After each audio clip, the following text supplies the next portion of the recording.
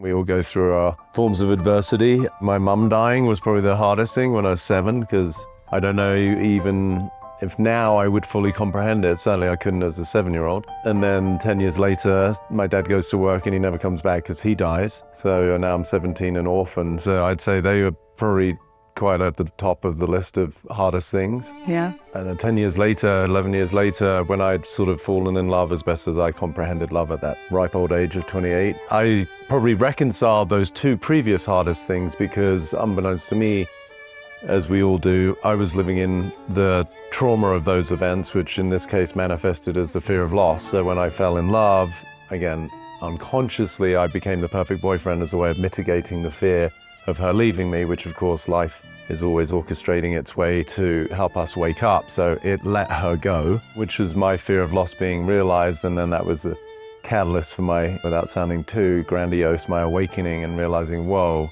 I'd never really actually overcome that deep sadness. And she represented at the time the most valuable thing to me, which was synonymous with the most valuable people, our care providers, our parents. And so I guess that sort of triumvirate of events, they're all interlinked and sort of spoke to the hardest thing at the time, which was just grief, loss, and sheer survival that we all tend to sort of live within. So they were definitely over a period of time, but they were nonetheless interlinked.